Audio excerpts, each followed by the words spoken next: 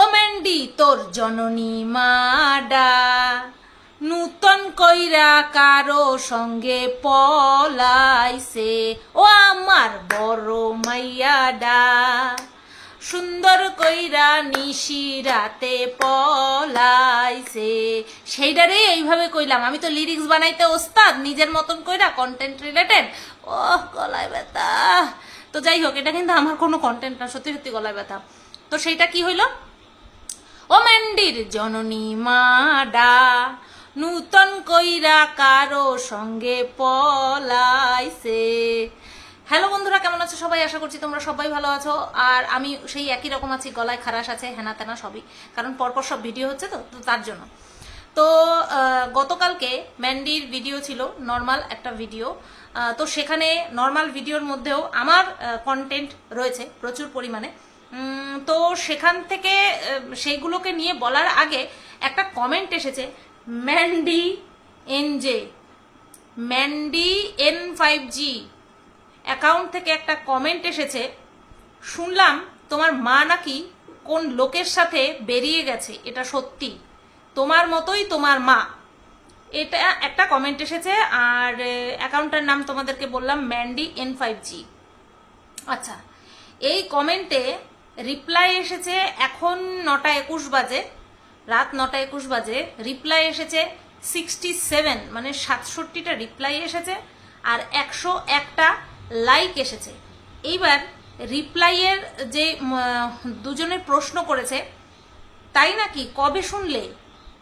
তারপরে আরেকজন লিখেছে কার সাথে গো, আরেকজন লিখেছে ওই ছেলেটার নাম করে যার সঙ্গে সম্পর্ক ছিল ম্যান্ডি, তার মতন কোনো পুরুষের সাথে। তারপরে আজ সকালে কেন পৌঁছালো আমার গো, চলো আমরা তাহলে খেলা শুরু করি, এটা আবার ওই ম্যান্ডি N5G সেই লিখেছে।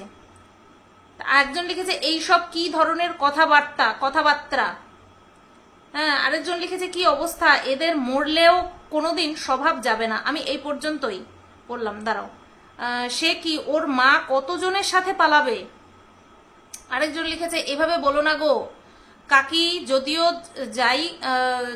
যায় তবুও ম্যান্ডিকে কিছু বলো না, ও কি করবে?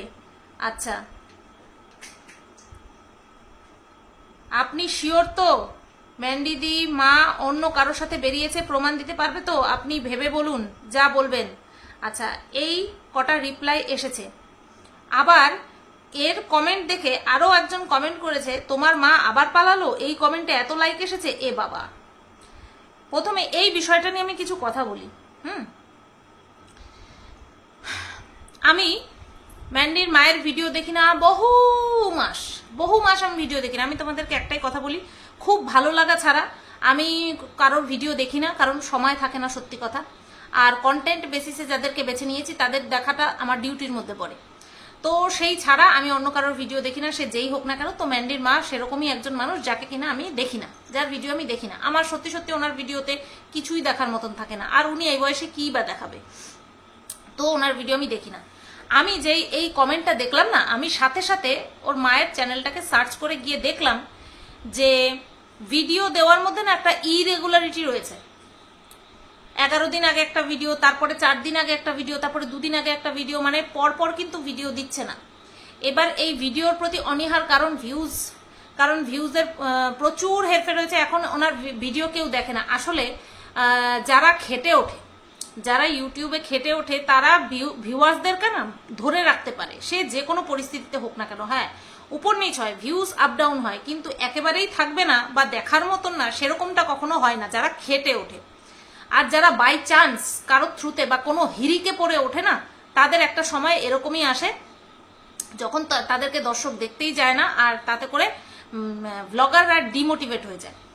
তো আমি বলছি না যে ম্যান্ডির মা ডিমোটিভেটেড হয়ে গেছে, আমার এটা মনে হলো তার জন্য আমি বললাম। তো দেখলাম আজকে যখন দেখছি তার 20 ঘন্টা আগে, অর্থাৎ পরশুদিন, ভিডিওটা তোমরা আগামীকাল পাবে, তো সেই কারণে বলছি পরশুদিন একটা লাইভ দেখেছি।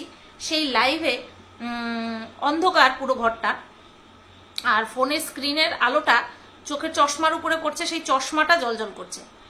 আর তার আগের দিনের ভিডিও দেখলাম, সেখানে দেখলাম উনি যেই বাড়িতে ভাড়া রয়েছে সেই ভাড়া বাড়িতেই কিন্তু রয়েছে, ঠিক আছে।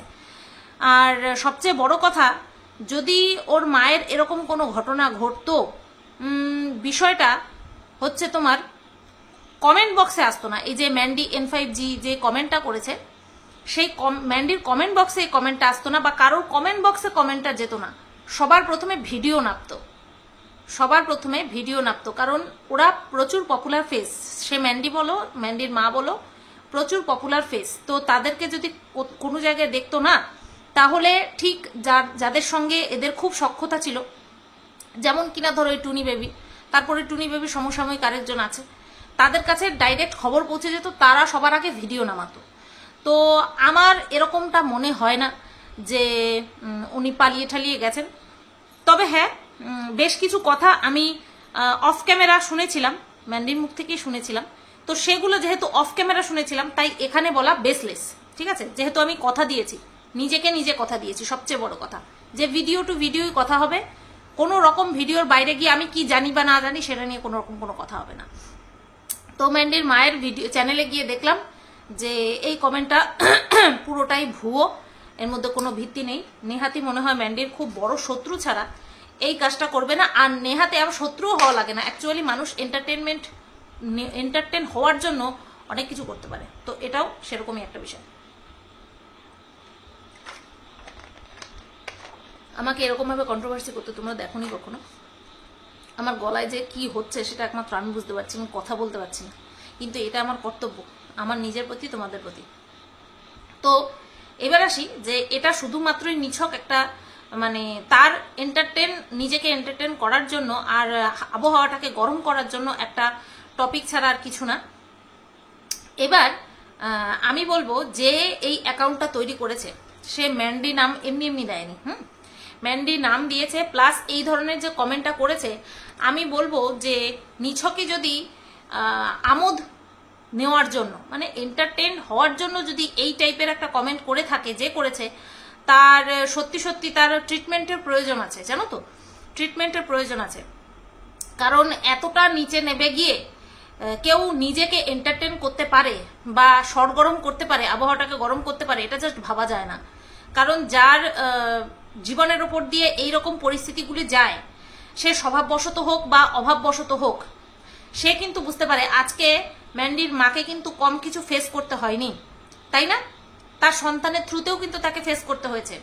ম্যান্ডি কিন্তু তার মাকে কম কথা শোনায়নি, হয়তো সে সেটা ডিজার্ভ করে, কিন্তু এইভাবে সোশ্যাল মিডিয়াতে বলা, যখন বলেছিল ম্যান্ডি, তখনও কিন্তু আমি বলেছিলাম যে এইভাবে মাকে নিয়ে না বললেও পারতিস।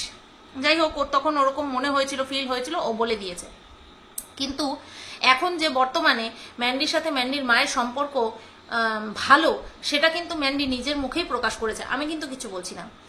ও কিন্তু নিজের মুখেই বলে যে এবার আমি মাকে ফোন করব, অনেকক্ষণ ধরে কথা বলবো, এই করব সেই করব, এই ধরনের কথা কিন্তু বলে, ঠিক আছে? তো সেখান থেকে পুরো পরিষ্কার স্পষ্ট যে মায়ের সঙ্গে কিন্তু ম্যান্ডির ভালো সম্পর্ক। এইবার মা যদি এরকম কোনো একটা ঘটনা ঘটাতো, তাহলে ম্যান্ডির আচার আচরণ, ভিডিও, সব কিছুর মধ্যেই কিন্তু একটা প্রভাব পড়তো। আফটারঅল যতই আমরা ক্যামেরার সামনে নাটক করি না কেন ভালো থাকার বা নর্মাল থাকার, আমাদের চেহারা কিন্তু আমাদের আয়না ফুটে উঠতো। তো আমার মনে হয় না ম্যান্ডির মা এই ধরনের কোনো কাজ করেছে বা আর করবে বলে আমার মনে হয় না। কারণ কি বলতো, জীবনে না প্রত্যেকেরই একটা শিক্ষার প্রয়োজন আছে, হয়তো উনি ওনার শিক্ষার কোটাটা পূরণ করে ফেলেছেন সব দিক থেকে। তো এই ধরনের বেহুদা কমেন্টগুলো কেন আসে আমি বুঝি না। আর সবচেয়ে বড় কথা হচ্ছে, ভাবো এই কমেন্টটার মধ্যে 101টা লাইক পড়েছে। আমি যখন দেখেছি ভিডিওটা পাবলিক করার 7 ঘন্টা পরে আমি দেখছি 101টা লাইক পড়েছে এই কমেন্টটার মধ্যে। তো আমি বলবো যারা যারা লাইক করেছে তারাও এই কমেন্টটাকে এন্টারটেনমেন্ট হিসেবেই নিয়েছে। দেখো, এন্টারটেনমেন্ট কাউকে করা বা নিজেকে নিজে এন্টারটেন করা খুব ভালো বিষয়, কিন্তু অন্যকে হার্ট করে নয় বা মিথ্যে কথা বলে নয়। মিথ্যে কথা বলে নয়। একটা জিনিস ভাবো, যে এই কথাটা লিখেছো, একটা জিনিস ভাবো যে ম্যান্ডি কিন্তু দীর্ঘ 1 বছর ধরে নিজেকে শুধরানোর চেষ্টা করছে, তাই তো? মান অভিমান বশত যা যা হয়েছে সেটা তোমরা সবাই জানো, যে আমার সাথে, ম্যান্ডির সাথে, স্যান্ডির সাথে কি কি হয়েছে সেটা তোমরা সবাই জানো। কিন্তু এখন বর্তমানে তোমরাও দেখছো, আমিও দেখছি, এবং আমি বহু আগে থেকেই রিয়েলাইজ করেছি, সেই কারণে আমি ভিডিও টু ভিডিওই করতাম। তো তারপরে মেয়েটা বড় হচ্ছে, ম্যান্ডির সংসার করার চেষ্টা করছে, ব্যবসা দাঁড় করানোর চেষ্টা করছে, ব্লগিংয়ে মন দেওয়ার, যাই হোক চেষ্টা করছে, সব কিছু একা হাতে সামলানো নট ইজি। তারপরে মেয়েটা বড় হচ্ছে, তো তোমরা যারা এন্টারটেন মানুষকে করতে চাইছো কমেন্টের মাধ্যমে বা নিজেকে এন্টারটেন করতে চাইছো, একটুখানি ভারসাম্য বজায় রাখো। কারণ ওই বাচ্চা মেয়েটা, ওর ভবিষ্যতের উপরে অনেক বড় একটা এফেক্ট অলরেডি পড়ে রয়েছে। আর নতুন করে জলঘোলা করো না, ঠিক আছে? একজন দেখলাম লিখেছে যে গুতপার ভবিষ্যৎবাণী।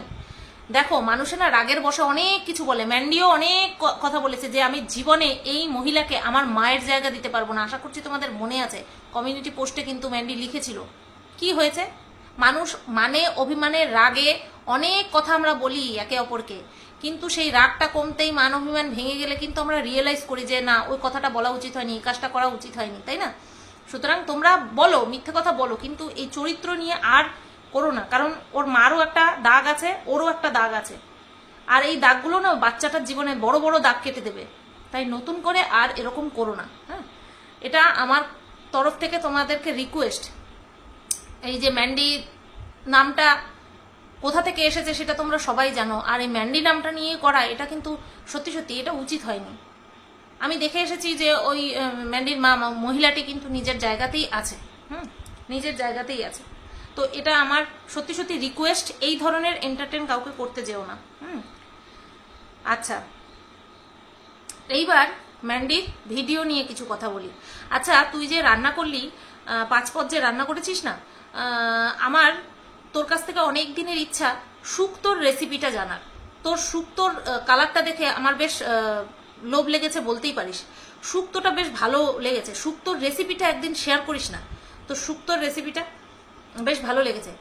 আর বাদ বাকি কচু বাটা ওরকম ঢলঢলে খাস তোরা? যাই হোক, এক একজন এক এক ফ্যামিলি এক এক রকম ভাবে খায়। আমাদের কচু বাটা পুরো একদম গা মাখা মাখা মতন হবে, আর লাল হবে রংটা। কাঁচা লঙ্কা তো দিই, সাথে একটুখানি শুকনো লঙ্কাও দিই, যাতে করে দেখতে সুন্দর হয়, কালারটা ভালো আসে। আর বাদ বাকি তুই যেটা বললি পটল পোস্ত, অনেকে বলে তেল পটল, না, পটল পোস্ত আলাদা। পটল পোস্ততে সর্ষে আর পোস্ত বাটা যায়, কাঁচা লঙ্কা বাটা যায়, ঠিক আছে? আর হচ্ছে কালো জিরে ফোড়ন দিয়ে। আর তেল পটলে হচ্ছে পেঁয়াজ আদা রসুন দিয়ে করে। তেল পটল আলাদা, পটল পোস্ত আলাদা, সর্ষে পটল আলাদা, এগুলো কিন্তু সব আলাদা আলাদা রেসিপি। আর যাই হোক, ভেন্ডি আলু ভাজা, আমার মনে হলো ভেন্ডিটা কাঁচা কাঁচা রয়েছে, হয়তো নরম হয়ে গেছে, বাট আর একটু ভাজা হবে। এটা যার যার বিষয়, যে যেভাবে খায়। কিন্তু শুক্তো রেসিপিটা একটুখানি শেয়ার করি, শুক্তোটা দেখে বেশ ভালো লোভনীয় লাগলো। তো রান্না বান্না হয়ে গেল। এবার আসি ঘরদোর গোছানোর কথা। আচ্ছা, বিছানা যখন ছাড়িস তখনই তো বিছানাটা গুছিয়ে নিতে পারিস। বিছানাটা ছেড়ে যখন উঠিস তখনই তো বিছানাটা গুছিয়ে নিতে পারিস। মশারি টাঙাতে লাগে না, শুধু কয়েকটা ব্ল্যাঙ্কেট আর কয়টা বালিশ। ও তো ব্ল্যাঙ্কেট তো বসে বসে ভাঁজ করা হয়ে যায়, বালিশও তো বসে বসে জায়গায় গুছানো হয়ে যায়। এত অনীহা কেন? নিজেদের জন্য ব্যবসা করছিস, নিজেদের জন্য সবকিছু করছিস, তাহলে ঘরদোর ওইভাবে। আর তুই পপুলার ফেস, তোর বাড়ির ঠিকানা অনেকেই জানে। হঠাৎ করে যদি কেউ এসে দেখে তোর বাড়ির বিছানাপত্র এরকম হয়ে রয়েছে, তার মনের মধ্যে কি ধারণা ভাববে? সে কি ভাববে? এমনিতে তো ভিডিওতে দেখছেই, কিন্তু ওইভাবে সামনাসামনি যাওয়া। আমি যেমন ভাবতাম তোর ঘরটা মনে হয় অনেক ছোট, চিপা চাপা, বাট আমি যখন গেলাম তোর যে বড় ঘরটা, যেখানটায় আমরা খাওয়া দাওয়া করলাম, সেই ঘরটা কিন্তু অনেকটা বড়। একটা কিং সাইজের খাট রেখে, একটা ড্রেসিং টেবিল, একটা আলমারি রেখে, সামনে অনেকটাই জায়গা। তো এরকম অনেক কিছু বোঝা যায় না, কম বোঝা যায়। তো যখন নামবি বিছানা থেকে তখনই ওগুলো ভাঁজ করে নিয়ে বেরিয়ে পড়লি, ব্যাস, তাহলেই হয়ে গেল। বাদ বাকি কাজ না হয় পরে করলি। বিছানা তোলা, বাসি ঘর ঝাড় না দিয়ে অন্য কোনো কাজে তো আমরা যেতে পারি না রে। তুই কি করে যাস কে জানে। বললে বলবি তুই কি চোখে অন্ধ, দেখিস না, এরকম করে বলবি। তো যাই হোক, রান্না বান্না হয়ে গেল। তারপরে তরকারি রাখতে গিয়ে ওখানটায় খাওয়া দাওয়া করে চলে এলি, বেশ ভালো কথা। তারপরে আজকে, গতকালকে কিন্তু পুরো 24 মিনিটের ব্লগ বানিয়েছে, দেখেছো? কে বলে কথা শোনে না? ঠিক কথা শোনে। ওর ফায়দার জন্য যেগুলো বলা হয় ওগুলো ঠিক শোনে। তো যাই হোক, তারপরে খাওয়া দাওয়া করে চলে আসলো। চলে আসার পরে মাথা যন্ত্রণা শুরু হয়ে গেছে। স্নান টান করার পরে মাথা যন্ত্রণা মারাত্মক পরিমাণে শুরু হয়ে গেছে। আর মাথা যন্ত্রণা হলে পরেই ওর হচ্ছে তোমার ওই ডার্ট খেতে হয়, নতবা মাথা যন্ত্রণা কমে না। বেশ ভালো কথা। এটার জন্য একটা পার্মানেন্ট ডাক্তার দেখাচ্ছিস না কেন? তোর প্রবলেমটা কিসের থেকে হচ্ছে? মাথা যন্ত্রণা হচ্ছে আর ডার্ট খাচ্ছিস। তোর মারও দেখছি, আমার মনে হয় হেরিডিটি সূত্রে, মানে বংশগত সূত্রে তুই এই মাথা যন্ত্রণাটা মনে হয় পেয়েছিস, তাই না? আমারও মনে হয়। তোর মাও মাঝে মধ্যে বলে মাথা যন্ত্রণা করছে, ডার্ট খেতে হবে, এই খেতে হবে, সেই খেতে হবে। একটা ভালো ডাক্তার দেখা, নিউরোলজিস্ট দেখা, যে কিসের জন্য হচ্ছে, কি বিধিনিষেধ মানতে হবে, এইগুলো ইয়ে কর। আচ্ছা, বিকেলবেলায় ও ঘুমায়নি, ওরা বাপ মেয়েতে খুব সুন্দর ঘুম দিয়েছে, আর ও ফোন ঘাটছে। ভাত খাওয়ার সাথে সাথে যেই ঘুমটা আসে, ওই সময় যদি আমরা চোখ বন্ধ না করি আর ওই সময়ের তন্দ্রাটা যদি কেটে যায়, শত শরীর ক্লান্ত থাকুক, তারপরে আমার তো আর ঘুম আসে না। আর আমার মনে হয় এরকমটাই হয়, ঠিক আছে, সবার সাথে এরকমটা। 1 মিনিট। তো বাপ মেয়েতে ঘুমিয়ে উঠেছে আর ও ঘুমায়নি, ও শুয়ে শুয়ে সিরিয়াল দেখছিল, ফোন ঘাটছিল। আমিও আসলে মাথার সামনে যদি কেউ বা মাথার উপরে কেউ যদি শাসন করার মতন কেউ থাকে না, তাহলে এই পরিস্থিতিগুলি হয়। বুধবার দিন, যেদিন বর বাড়ি থাকে, আমি দুপুরবেলা ফোন নিয়ে শুতেই পারবো না, আমাকে কিছুতেই শুতে দেবে না। আর বুধবার বাদ দিয়ে প্রত্যেক দিন আমার মাথার কাছে ফোন, মাথার কাছে ফোন থাকে। এটা ভালো না, তবুও রাখি। ওই ঘাটতে ঘাটতে কখনো শুয়ে পড়লাম, কখনো ঘেটেই যাচ্ছি, কখনো ঘেটেই যাচ্ছি, ঠিক আছে। তো এই রকমই হয়। আচ্ছা, এইবার হলো সন্ধেবেলা মেয়েকে চকোস দিতে গিয়ে ও একটা কথা বললো। তোমরা সবাই জানো, যারা আমার ভিডিও দেখেছো তারা জানো যে আমি বলেছিলাম যে একঘেয়েমি এটা দিতে থাকলে এটার প্রতি অনীহা চলে আসবে। ও তো সেটার উত্তর দিল। বাবা ম্যান্ডি ভদ্রভাবে আমার উত্তর দেয়, সোনা দিদি বলে কথা। যে সে না, আমি সোনা দিদি বলে কথা। তো বলছে যে কি করব, এটাই খেতে চাচ্ছে। হ্যাঁ, কিছু করারও নেই। ঠিক আছে, দেখ কদিন খায়। আমার মনে হয় কি বলতে, এটা মানুষের ধর্ম। এক জিনিস বেশি, সে বাচ্চা হোক বা বুড়ো হোক না কেন, এক জিনিস বেশি দিন খেতে থাকলে তার প্রতি একটা অনীহা চলে আসে। দেখা যাক কি হয়। কথা হচ্ছে একটা, যে তুই বলিস যে এরকম একটা কমেন্টও তোর কমেন্ট বক্সে এসেছে, সেটা দেখে আমার মাথায় ক্লিক করেছে। সেটা হলো, তুই বলিস যে তোর মেয়ের দুধের মধ্যে দুধ দিয়ে যে চকোস দিই, সেটার মধ্যে তুই কারসাজি করিস কি দিয়ে? ডক্টর প্রেসক্রাইব করা সেই ভিটামিন পাউডারটা দিয়ে, ঠিক আছে। আচ্ছা, তুই যে লুকাচুরি করিস, তোর মেয়ে তোর ভিডিও দেখে, তো তোর মেয়ে নিশ্চয়ই তোর ভিডিও দেখে, তাহলে তোর ভিডিও দেখেই তো সে জানতে পেরে যায় যে আমার মা কারসাজি করছে, আমার সঙ্গে ছলচাতুরি করছে, এই দুধ দেওয়ার নাম করে ওই দুধ দিচ্ছে। নাকি দেখে না? কোনটা একটু ঠিক করে মনে করে দেখ। তুই কিন্তু একসময় বলেছিলিস যে তোর মেয়ে তোর ভিডিও দেখে, তোর ভিডিও দেখে, তোর কমেন্ট বক্স দেখে। যাই হোক, পুরোনো কথা আমি আর মনে করতে চাই না। তবু হঠাৎ করে না রিলেটেড থাকে তো বিষয়গুলো, মনে পড়ে যায়। আচ্ছা, এইবার চলে যাই সোজা কাকিমার বাড়িতে। তুই চা বসাবি, আর সাথে সাথে দীপু কাকিমা ফোন করেছে। দীপু কাকিমার সাথে অনেকদিন কথা হয় না, ফোন করতে হবে। তা দীপু কাকিমা নাকি তোকে ফোন করেছে চা খাওয়ার জন্য। বেশ ভালো কথা। চায়ের সঙ্গে টা কি দিয়েছে দীপু কাকিমা? তুমি চায়ের সাথে কি কি দিয়েছো? 3 রকমের ডিপ ফ্রাইড, হ্যাঁ, 3 রকমের ফাস্ট ফুড, বেগনি চপ, 2 রকমের চপ আর বেগনি। স্যান্ডি তুই খাচ্ছিস? তুই কচু বাটা খাস না, সুগার হবে তাই। তুই ভাত 3 বেলা খাস না, সুগার হবে তাই। তুই এটা খাস না, সুগার হবে তাই। তুই ওটা খাস না, সুগার হবে তাই। আর তুই 3 রকমের চপ খেয়ে নিলি। যেই ম্যান্ডি ক্যামেরাটা ঘুরিয়েছে না, ও একটুখানি থতমত খেয়ে গেছে। এই রে, এবার আবার আমাকে বলবে। হ্যাঁ, বলবোই তো। তুমি এটা খাবো না, ওটা খাবো না, গুগল সার্চ করো, গুগলে দেখাবি, গুগলে সার্চ করবি বেগুনি খেলে কি সুগার হয়, আলুর চপ খেলে কি সুগার হয়, এইভাবে বাংলায় সার্চ করবি। বেগুনি মানে তেলে ভাজা খেলে কি সুগার হয় বা বাড়ে, একটু সার্চ করে দেখবি তো। নোলা, খুব নোলা না তোমার সুগার। তুমি একটু আধটু খাবা তা না, তুমি গাবায় খাচ্ছ। আচ্ছা, এটা তো গেল। ম্যান্ডির কথা শোনো। আমি বলেছিলাম ম্যান্ডি সকালে এক কথা বলে, রাত্রে গিয়ে তার উল্টো কাজ করে। সকালে বললো আমি খাবো না, রাত্রে গিয়ে বলে আমি ওটাই খাবো। সকালবেলা বলে যেটা আমি খাবো না, রাত্রেবেলা গিয়ে বলে আমি সেটাই খাবো। গতকালকেও ঠিক সেটাই করেছে। কাকিমাকে বলছে, করেছো কি? আমার তো রাত্রেবেলা ডিনার লাগবে না, আমার তো আর ডিনার করা লাগবে না। হ্যাঁ, সত্যি বলছি, আমার ডিনার করা লাগবে না। ও বাবা, রাত্রেবেলা এসে আবার রুটি খেলো, আবার ওখানটায় বলে এসছে আমার ডিনার করা লাগবে না। হ্যাঁ, कहना क्या चाहते हो? ওই চা খেয়ে, তারপরে 3 রকমের তেলে ভাজা খেয়ে, তারপরে বাড়িতে এসে আবার খেয়েছিস, আর বললি তুই খাবি না। যাই হোক, খেয়েছিস, কিন্তু তোর না ফ্যাটি লিভার।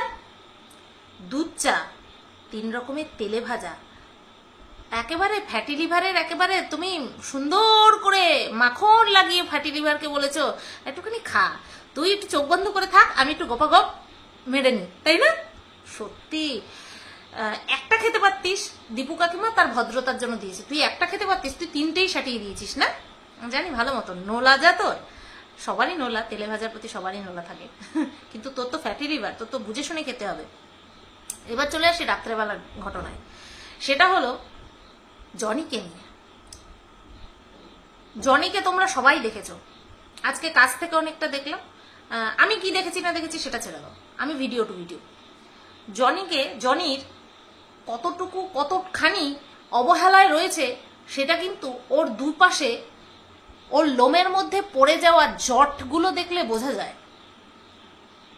কোনো গ্রুমিং করা হয় না, কোনো রকম কোনো গ্রুমিং করা হয় না।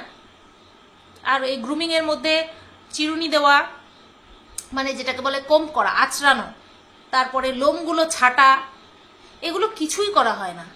আমি দেখে এসেছি, কি নিরীহ গো, মানে ওরা সবাই নিরীহ হয়, সে যে কোনো প্রজাতিরই হোক না কেন, ওরা নিরীহই হয়, ইনোসেন্ট যাকে বলে। তো একটুখানি দেখে শুনে রাখ, ওরা তো অবলা, ওরা বলতে পারে না। চুলে জট, আমি ম্যান্ডিকে বলতে চাই না, স্যান্ডি চুলে জট পড়ে গেছে, দেখেছিস? আশেপাশে একটুখানি দেখ না কোথায় গ্রুমিং সেন্টার আছে।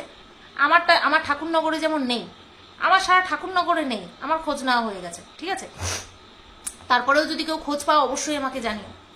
আমি আমার ছেলেরটা নিজের হাতে কেটে দিই, সেটা তো তোমাদেরকে দেখিয়েছি। আমি শেরুকে 1 থেকে 1.5 মাস অন্তর অন্তর চুল কেটে দিই। আর যদি ওর পুরো বডিতে চুল থাকতো না, এই রকম লাগতো দেখতে, এই রকম, এত মোটা হতো, মানে ওর বডিটা এত মোটা হতো, আর লম্বায় তো অনেক বড়। আমি রাখি না, কেন বলো তো? মেনটেন করা খুব কষ্ট, সেটা হচ্ছে আঁচড়ানো খুব কষ্ট, জট পাকিয়ে যায়, কারণ ওরা এদিক ওদিক ঘষবে ঠসবে, জট পাকিয়ে যায়। তারপরে ভেতরে যদি পোকা টোকা হয়, আমি প্রত্যেক দিন নজর রাখি, যদি একটা দেখলাম ব্যাস সাথে সাথে তার একদম ট্রিটমেন্ট চালু হয়ে যায়। তো এই সমস্ত অনেক কারণের জন্য আমি সবসময় প্রত্যেক 1.5 মাস অন্তর অন্তর চুল কাটি, তোমরা সবাই দেখেছো যারা আমার ব্লগ ভিডিও দেখো। তো এইটুকু একটু দেখাশোনা তো করাই যায়, তাই না? দিনে একটা বার আঁচড়ে নেওয়া, একটুখানি চুল টুল কাটিং করে দেওয়া, লোমগুলো কাটিং করে দেওয়া, এটুকু তো করাই যেতে পারে। তো একটুখানি খেয়াল রাখিস, এর থেকে বেশি কিছু আর বলবো না। একটা কমেন্ট এসেছে বউরানীকে নিয়ে, বউ যখন মিকিকে আদর করে ভীষণ ভালো লাগে, কিন্তু তুমি তো জনিকে আদর করো না, তবুও আজ একটু জনিকে দেখালে বলে ভালো লাগলো। ওই অবলা জীবটাকে একটু ভালোবেসো গো, ওর চোখ দুটো ভীষণ মায়া ভরা, দেখলে খুব মায়া হয়। বাকি তোমার আজকের কর্মব্যস্ত ভিডিও দেখে বেশ ভালো লেগেছে। এটা আমারও কথা, একটুখানি আদর ব্যাস, আর ওরা কিচ্ছু চায় না কিন্তু, তাই না? আমাদের সম্পত্তির উপরে ভাগও বসাবে না, কোনো কিছু চায় না ওরা, ওরা শুধু একটুখানি ভালোবাসা চায়। আজকে ম্যান্ডি তুই কথাটা বলেছিস, কানে লেগেছে, যে যখন তোর মেয়ে বললো যে আমি ওকে ওপরে নিয়ে আসি, তুই সাথে সাথে বললি তাহলে আমি নিচে চলে যাই। এরকম বলিস না, মনের ভেতরে তোর যাকে নিয়ে যাই আছে না কেন সেটা মনের ভেতরেই রাখ, ওরকম ভাবে বলিস না, খারাপ লাগে। সবাই সবকিছু পছন্দ করে না। আমার বাবা মাও কিন্তু এই আমার শেরুকে পছন্দ, শেরুকে শুধু পছন্দ করে না, শেরুর মতন যারা আছে, অর্থাৎ কুকুরের কথা বলছি, আমার মা একটু পছন্দ করে না। কিন্তু আমি মানে কি বলবো, সবাই যারা ব্লগ চ্যানেল দেখে আমার, তারা সবাই জানে আমি এদের দেখলে পরে নিজেকে আটকাতে পারি না, সামলাতে পারি না। আমার এত এদের প্রতি কেন জানি না কিসের ফিলিংস। তো আমার মা ভালোবাসে না, আমি যাই না। আমার যদি কোনো দরকার থাকে আমি এবেলায় যাই, ওবেলায় চলে আসি, ওকে ছাড়া। মুখে কিছু বলে না, কিন্তু আভাব দেখলে বোঝা যায় যে মা পছন্দ করে না। যেহেতু আমি ভালোবাসি তাই মা কিছু বলে না। যখন ছোট ছিল তখন 2 বার আমি পাহারা দিতে রেখেছিলাম, আমি একটুখানি কাজে গেছিলাম। একবার বৌরানীর মিটআপে গেছিলাম, আর একবার জানি কি করে কোথায় গেছিলাম, ডাক্তার না কোথায় গেছিলাম দেখাতে, সেই কারণে নিয়ে মাকে রেখে গেছিলাম। আর তোমরা আমাকে দেখবে না যে আমি শেরুকে নিয়ে বাপের বাড়িতে যাই। অনেকেই আমাকে বলেছে তুমি যে দিল্লি যাও, দিল্লি গেছিলে, বাপের বাড়িতে কেন রাখলে না? আমি এমন একটা মানুষ, আমি যদি বুঝতে পারি কেউ আমাকে ভালোবাসে না, আমি সেইখানে জিন্দেগিতে যাব না। তো আমি বুঝতে পারার কি আছে, আমি ছোটবেলার থেকে দেখি মা কুকুর বিড়াল পছন্দ করে না।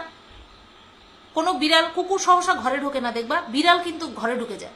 তো বিড়াল ঘরে ঢুকলে পরে মা সার্ফ দিয়ে জল দিয়ে ঘর ধোয়াতো, যখন মেঝে টেঝে হয়ে গেল, যখন পাকা বাড়ি হয়ে গেল তখনের কথা বলছি। তো আমি জানি মা পশু দেখতে পারে না, মানে কুকুর বিড়াল দেখতে পারে না। মুরগি পুষেছে, পায়রা পুষতো, কিন্তু কুকুর বিড়াল দেখতে পারে না। তো সেই কারণের জন্য যেখানে আমার শেরুকে কেউ ভালোবাসবে না আমি সেইখানটায় রাখবো, অবজ্ঞা করবে আমি সেখানে রাখবো না। তার জন্য কি আমার বাবা মাকে আমি কোনো খারাপ কথা বলবো? তারা পছন্দ করে না, হতেই পারে তারা পছন্দ করে না, সবাই সব জিনিস ভালোবাসবে এরকমটা হতে পারে না। আমি জানি সৃষ্টি ছাড়া হয়েছি, আমি পুরো সৃষ্টি ছাড়া, আমার এদের প্রতি ভীষণ মায়া। শেরুকে ছাড়া তো আমি আধা ঘন্টাও থাকতে পারি না, আধা ঘন্টাও থাকতে পারি না আমি শেরুকে ছাড়া। বলি না ওই কলিজা, ও সত্যি সত্যি ও যে আমার কি, সে একমাত্র শেরু বোঝে আর আমি বুঝি। তো চলো যাই হোক, ভিডিওটা তাহলে এই পর্যন্তই রাখলাম। আর সবাইকে রিকোয়েস্ট করছি ওই ছোট বাচ্চাটার দিকে তাকিয়ে, মানে ম্যান্ডির মেয়েটার দিকে তাকিয়ে অন্তত এই ধরনের কথা নিয়ে তোমরা খিল্লি করো না, ঠিক আছে? চলো সবাই ভালো থেকো, সুস্থ থেকো। ভিডিওটা এই পর্যন্তই রাখলাম, টাটা।